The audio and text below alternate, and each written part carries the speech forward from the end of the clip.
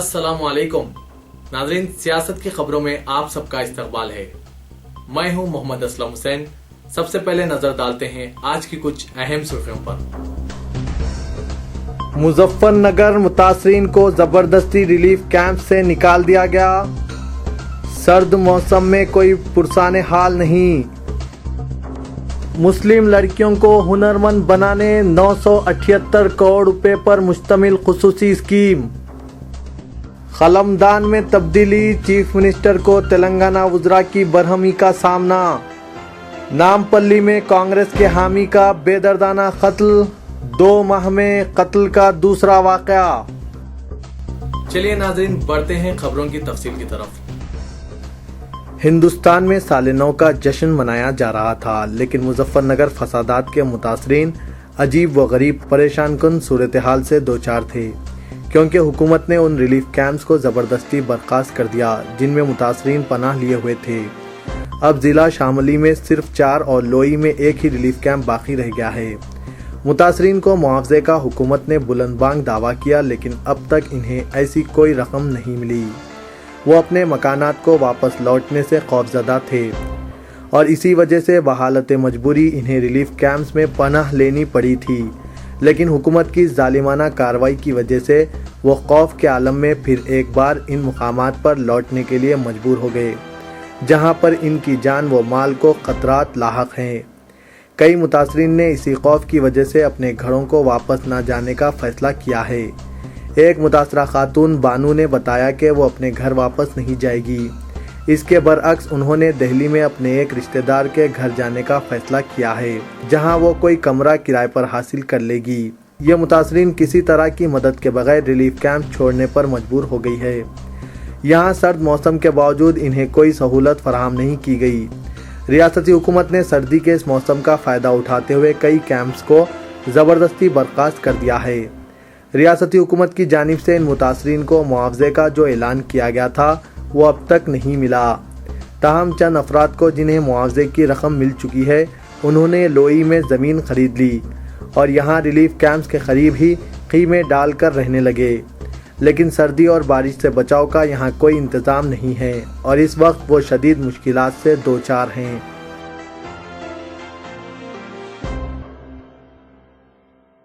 लोकसभा इंतखाबात को पेश नज़र रखते हुए मरकजी हुकूमत ने मुस्लिम लड़कियों को हुनरमंद बनाने के लिए 978 करोड़ रुपए पर मुश्तमिल एक प्रोग्राम बनाया है।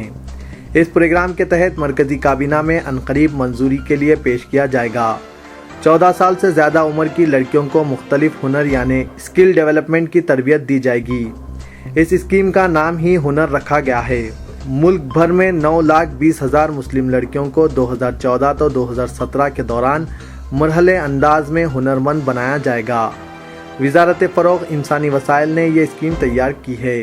पहले मरहले वारी में उत्तर प्रदेश, मगरबी बंगाल, झारखंड, आंध्र प्रदेश, बिहार और आसाम में 50,000 मुस्लिम लड़कियों को वोकेशनल कोर्सेज की ट्रेनिंग फराहम की जाएगी। हर कोर्स 6 माह पर मुश्तमिल रहेगा। मुस्लिम लड़कियों को इनकी सलाहियत और ज़ौक़ व शौक़ को मलहूज़ रखते हुए वोकेशनल कोर्सेस में दाखिले दिए जाएंगे। एक ओहदेदार ने बताया कि इस स्कीम का वाहिद मकसद यही है कि मुस्लिम लड़कियों को रोज़गार फराहम करते हुए इन्हें खुद कफील बनाया जाए। स्कूल तर्क करने वाली लड़कियों पर खुसूसी तवज्जो दी जाएगी और इन्हें तालीम तकमील करने की तरगीब दी जाएगी। इब्तिदा में जो वोकेशनल कोर्सेज का खाका तैयार किया गया है, इनमें ब्यूटिशियन, टेलरिंग, एम्ब्रॉयडरी, टाइपिंग और कंप्यूटर की ट्रेनिंग शामिल है। आंध्र प्रदेश में हुक्मरान कांग्रेस के लिए नया साल एक नई परेशानी के साथ शुरू हुआ है। तेलंगाना के एक वजीर के कलमदान में तब्दीली के बाद इस इलाके से ताल्लुक़ रखने वाले इनके काबीना रफ़्का का शदीद एहतजाज शुरू हो गया है। Chief minister N Kiran Kumar Reddy की तरफ से कल रात किए गए फैसले को तेलंगाना वज़रा ने साजिश करार दिया है, जबकि वज़ीर आला ने जवाबी वार करते हुए कहा कि वज़रा के कलमदानों की तब्दीली मुकम्मल तौर पर इनका इख्तियार है। एक ऐसे वक्त जब कांग्रेस तेलंगाना और सीमांध्रा के खतूत पर अमलन मुनक़सिम हो गई है। वज़ीर सिविल सप्लाईज डी श्रीधर बाबू को उमूर मुक़न्नना के ज़ायद कलमदान से महरूम कर दिया गया और इसके बजाय कमर्शियल टैक्स का कलमदान दिया गया है। उमूर मुक़न्नना का कलमदान फ़िलहाल गैर मामूली अहमियत का हामिल हो गया है। ان حالات میں ایس شیلجا ناتھ کو ان کے موجودہ اسکولی تعلیم کے قلمدان کے علاوہ امور مقننہ کا قلمدان دیا گیا ہے۔ سری دھر بابو کا تعلق تلنگانہ اور شیلجا ناتھ کا تعلق سیما آندھرا سے ہے۔ یہ بھی بڑی عجیب بات ہے کہ سری دھر بابو جو کبھی چیف منسٹر کرن کمار ریڈی کے ایک انتہائی قریبی اور بااعتماد رفیق کار رہے ہیں، 2014 اور 2009 کے دوران جب وائی ایس راج شیکھر ریڈی چیف منسٹر تھے، یہ دونوں گورنمنٹ ویب اور چیف ویب کی حیثیت سے ایک دوسرے کے ساتھ کام کر چکے ہیں، لیکن تلنگانہ کی تائید و مخالف پر ان دونوں میں اختلافات پیدا ہو گئے ہیں۔ وزیر اعلیٰ نے اپنے کیمپ آفس پر میڈیا نمائندوں سے غیر رسمی بات چیت کرتے ہوئے کہا کہ وزیر کے قلمدان میں تبدیلی خالصتاً انتظامی وجہ کے مطابق کی گئی ہے اور یہ میرا اختیار بھی ہے۔ کمرشل ٹیکس سے موصول ہونے والی آمدنی میں زبردست کمی ہوئی ہے۔ یہاں یہ بات بھی دلچسپ ہے کہ کمرشل ٹیکس کا قلمدان گزشتہ 3 سال سے وزیر اعلیٰ کے پاس تھا۔ ابتدائی سال کے دوران ریاستی حکومت کی آمدنی میں کمرشل ٹیکس کا حصہ 26% رہا، لیکن گزشتہ سال اس کی آمدنی میں 15% اور رواں سال 9.5% کمی ریکارڈ کی گئی ہے۔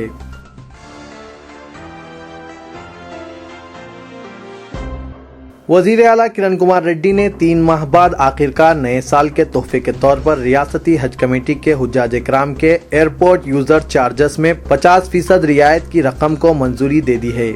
وزیر اعلیٰ نے 25 سپٹمبر کو حج ہاؤس میں پہلے قافلے کی روانگی کے موقع پر اعلان کیا تھا کہ ایئرپورٹ یوزر چارجز میں 50% رعایت کے سلسلے میں وہ GMR حکام کو مکتوب روانہ کریں گے۔ اگر GMR کمپنی رعایت کی فراہمی سے انکار کرے تو 50% سبسڈی کی مساوی رقم ریاستی حکومت برداشت کرے گی۔ وزیر اعلیٰ کے اعلان کے 3 ماہ گزرنے کے باوجود وعدے پر عمل آوری نہیں کی گئی تھی، جس پر 19 دسمبر 2013 کو روزنامہ سیاست نے اس سلسلے میں ایک رپورٹ شائع کی تھی۔ ریاست میں خبر کی اشاعت کے ساتھ ہی وزیر اعلیٰ کے دفتر کو مختلف گوشوں سے توجہ دلائی گئی۔ ذرائع نے بتایا کہ کرن کمار ریڈی نے فوری طور پر اس سلسلے میں فائل طلب کرتے ہوئے یوزر ڈیولپمنٹ فیس میں 50% رعایت سے متعلق رقم کی منظوری کا فیصلہ کیا۔ یہ فائل وزیر اعلیٰ کے دفتر سے محکمہ اقلیتی بہبود کو روانہ کی گئی ہے اور توقع ہے کہ بہت جلد محکمہ فائنانس اس سلسلے میں رقم جاری کر دے گا۔ اس طرح سیاست میں شائع شدہ خبر کے زیر اثر حکومت نے فوری کارروائی کی ہے۔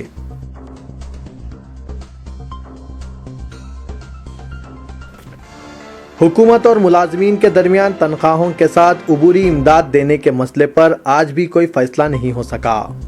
ملازمین کے نمائندوں اور وزیر فائنانس آنم رام نارائن ریڈی کے درمیان آج پھر بات چیت ہوئی۔ ملازمین 32% عبوری امداد دینے کا مطالبہ کر رہے ہیں، جبکہ حکومت نے 22% کا پیشکش کیا۔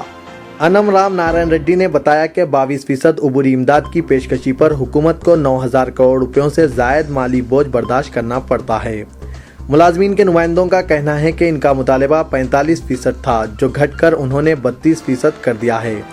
اجلاس کے بعد APNGOs کے صدر اشوک بابو اور تلنگانہ NGOs کے صدر دیوی پرساد نے میڈیا نمائندوں سے بات چیت کرتے ہوئے کہا کہ اگر جمعرات کو بات چیت ناکام ہو گئی تو اس صورت میں ملازمین ہڑتال کی حکمت عملی کو قطعیت دیں گے۔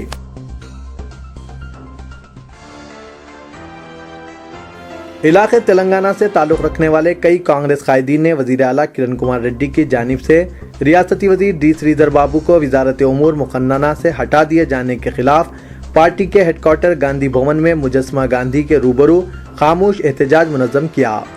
وزیر اعلیٰ کے اس اقدام کے خلاف کانگریس قائدین نے تلنگانہ مانیٹرنگ کمیٹی کے بینر تلے احاطے پارٹی آفس میں واقع گاندھی جی کے مجسمے کے روبرو جمع ہو کر زائد از 1 گھنٹے تک خاموش احتجاج کیا۔ اس احتجاج میں کانگریس رکن راجیہ سبھا آنند بھاسکر، جنرل سیکرٹری PCC جی نرنجن، سیکرٹری PCC یوسف ہاشمی کے علاوہ دیگر قائدین نے بھی حصہ لیا۔ بعد ازاں میڈیا کے نمائندوں سے بات چیت کرتے ہوئے آنند بھاسکر نے سری دھر بابو کی وزارت کی تبدیلی کے فیصلے کو واپس لینے کا مطالبہ کیا۔ انہوں نے وزیر اعلیٰ کے اس اقدام کو تلنگانہ عوام کی توہین کے مترادف قرار دیا۔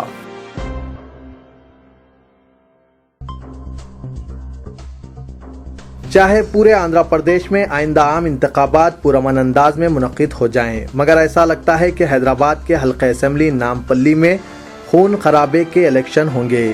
اس حلقہ اسمبلی میں سیاست کے نام پر ابھی سے خون کی ہولی کھیلی جانے لگی ہے اور اپنے سیاسی حریفوں کو خوفزدہ کرنے کے لیے ہر ممکن کوشش کی جا رہی ہے۔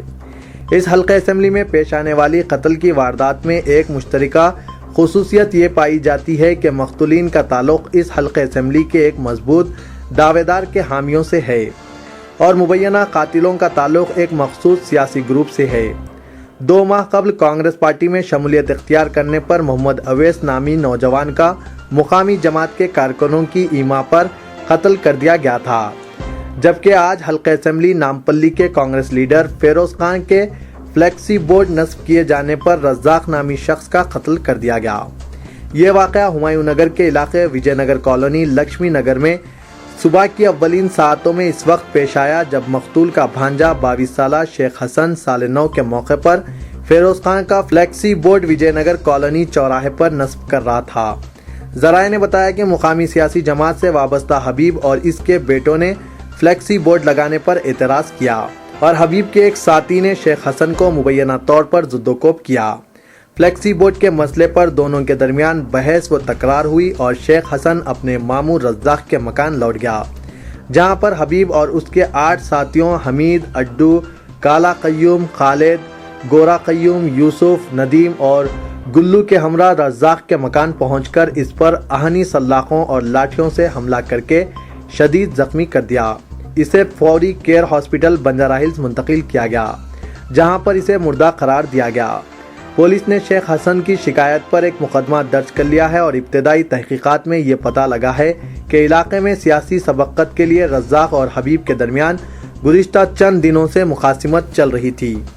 فلیکسی بورڈ کو نصب کرنے کے بہانے آٹو سروس سینٹر کے مالک رزاق کا بے دردانہ طور پر اس کے مکان میں قتل کر دیا گیا۔ رزاق کے قتل کے بعد علاقے میں سنسنی پھیل گئی اور قاتلوں کا ایک مخصوص جماعت سے تعلق ہونے کی بات عام ہونے پر ایک مقامی رکن اسمبلی نے وہاں پہنچ کر شکایت اور اپنے بیان میں جماعت کا نام نہ لینے کا انتباہ دیا۔ مقتول کی نعش کا پوسٹ مارٹم دواخانہ عثمانیہ میں کیا گیا اور بعد ازاں نعش کو ورثاء کے حوالے کر دیا گیا۔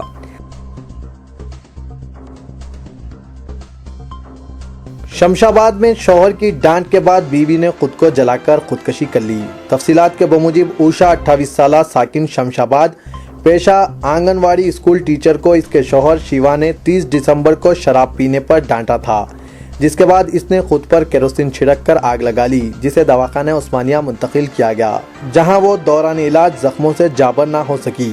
شمشاباد RGI پولیس نے مقدمہ درج کر لیا ہے۔ تو یہ تھا آج کا خبرنامہ، دیجیے اجازت، اللہ حافظ۔